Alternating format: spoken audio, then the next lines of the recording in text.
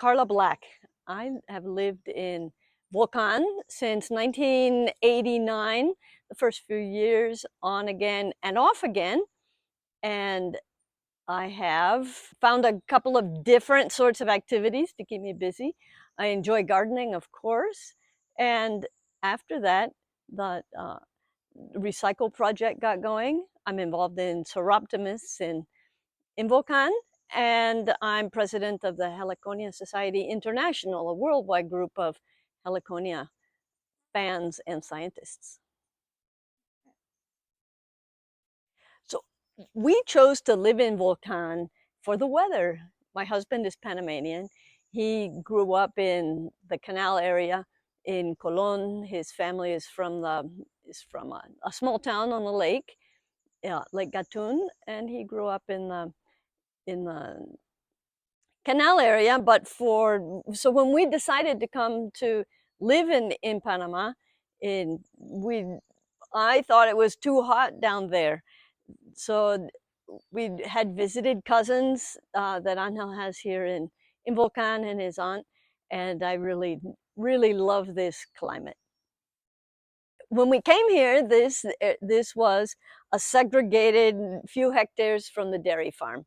And if you come to visit during my plant sale, you'll see that the dairy farm that we were partners in, it still exists, it and you can see what the pastures look like, and that's what this looked like. There were some trees in the creek in the creek valley, but otherwise we planted everything. And so my little story is, we built the house. We had our housewarming, our house inauguration party, and we spit watermelon seeds onto the pile of dirt that was out front, and then we went to the US for a few months. When we came back, we had watermelons, and and that was a clue to me that maybe I should take after my mother and my grandmother and get on doing some gardening. And after a while, Angel said, "Well, what's your specialty going to be?" And I thought, okay, bougainvilleas, they're terrific. They're really brightly colored. So we collected bougainvilleas, but then I realized we could only find those at at nurseries and buying them. And his Angel's sister was working in education at the Smithsonian in Washington, D.C., and her office mate had a stack of heliconia books, guidebooks on his desk, and she cracked that open and said, "Wow, lots of these are native to Panama." So she sent us a couple of books, and as soon as I had a, a guide and a way to get myself oriented with heliconias, I thought, great. These, for one, will take care of themselves because they're native here. And two, it's a good excuse to get out into the woods to go looking for these plants in the wild. And that's really how we got started with heliconias. And of course, we bought some at the beginning. In Costa Rica, there was a long time industry of planting heliconias for cut flowers, and we visited farms and brought home stems from those farms to get going. Most of those first ones died, but then bit by bit I figured it out. So I've enjoyed growing heliconias. In 2004, I went to my first Heliconia Society meeting in Puerto Rico and met other people who were excited about heliconias. And from there, I continued to be involved in the Heliconia Society, which is not a big group of people, uh, but there sure is a lot to learn and a lot to share with them. And from there, I've enjoyed growing other plants in the same order. And when we talk about order, that includes 8 families, and then those 8 families include probably 200 genera of plants, and heliconia is just one of those 200 genera of related plants that include bananas and bihaus that we wrap our tamales in here in Panama, other prayer plants, the canas, few other plants that we would, gingers, of course. And so so my garden is kind of a combination of those plants that are my favorite, plus other bits and pieces and twigs and cuttings and other stuff that fits in my knapsack when I go for a walk around the area. I've been working in the recycle center for 12 years now. We started in August 2012, and Sandy Hubner was the one who really said, come on, let's do this. And a handful of expats and Panamanians got together to encourage recycling. And we've been working every Friday at the Recycle Center since then. At first, we had a monthly garage sale at the Mercado, which then was turned into the municipal building, and from those letting people know that we existed, people found out, and now by word of mouth, people know about our recycle center. They come to us every Friday and every Saturday. Our hopes for the future is that the municipio and maybe a private public and civic combination of organizations can make house to house collections of recycling, and that someday it be a viable project for a private industry combined with some support from the city. So we've evolved a lot over these last 12 years. We started out once every 3 months taking a pickup load of materials to the recycler, and now every 2 weeks we fill a big truck of compacted materials. And very soon it's going to outgrow what we can do as volunteers and move on to its next phase, whatever that is. But it's been a really interesting and rewarding project to see the evolution and the acceptance in our community of recycling. What do we recycle? Let's start with all metal, bottles and jars, all paper, and that includes cardboards, Tetra Pak, all plastic bottles, and we take all kinds of batteries, all the way from AAA up to car batteries. We take used cooking oil, we take used motor oils, we can take what else am I passing on?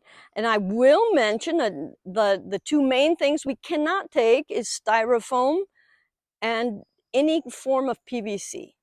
So those are the two things we can't take, which are uh, cost us money to throw away. We have to pay just the same as anybody else to throw away our garbage. And the recycling activity, after we've got all of the materials selected and then packaged into bundles, loaded up on the truck, taken down to our buyer near Paso Canoas. By the time we've done all that, the materials, what they pay us, covers 90% of our expenses, and the other 10% come from donations. So we're happy to have your materials and your donations to make this whole system work. Soroptimist Club International of Volcan is a group of about 30 women now, whose goal is to promote education for women and girls. It was started as an organization of professional women, and now all women are welcome to be members. And from what I understand, now men are welcome to be members. And with the focus on improving the empowerment of women and girls economically so that they can provide for their families. The Soroptimist is an international group with clubs all around the world, uh, in 80 countries, if I'm not mistaken, and we all with the focus on promoting education for women and girls. We have a couple of different programs, which are programs that are promoted internationally. But every year we give a monetary prize to 3 women who are studying and who are responsible for the finances of their household. And we also do a uh, training program with young women who are finishing their high school years to give them a view of of professional opportunities, of getting to know professional women, go to these trainings, and talk about the challenges that young women have in forwarding their educational careers that perhaps boys don't have. So it's a focus on opening the range of possibilities, especially for our rural girls here in Tierras Altas. Soroptimist clubs are new clubs are founded with the help of an existing club. So there's been a club in David, a Soroptimist club in David, for 50 years. And then they were sort of the godmothers of our club in Volcan, which is now, our club in Volcan is now 15 years old. And the Volcan club has helped to start new clubs. So in Panama has 14 clubs, and Costa Rica doesn't have any, but that's because it's hard to do that nurturing backup into a new country. So Mexico has clubs, Panama has clubs. The United States is loaded with Soroptimist clubs. So it started when a woman in a club says, "I have friends in another town, and let's support them and help them get going." Expands it. These chambers fill up with oxygen, and because there's all that air underneath, it'll hold a lot of weight. So it was an old garden parlor trick to distribute the weight, put kids on the leaves to have their pictures taken. I have heard that in Thailand, people eat some sort of these torch ginger buds in salads, and I think they have a variety that's not too tough. These seem awfully tough, but if we dig down in here, which I'm not going to break this off today, and we get down into the real flowers inside of these colorful bracts. Here's some that have grown big. These are the actual flowers of the torch ginger, and these are colorful bracts to help the pollinator target the flowers. And in a closed up bud, all these flowers are compacted, and it was Patricia at Cerro Brujo who said, "I opened this up and I got down in there," and that was really terrific garnish for her Asian dishes. So grow your torch ginger, you can grow garnish. So these are pretty tough. Kind of, they're a little bit sour, a little bit gingery, but so we're getting down inside underneath the bracts, and here are the real flowers, and these are yummy.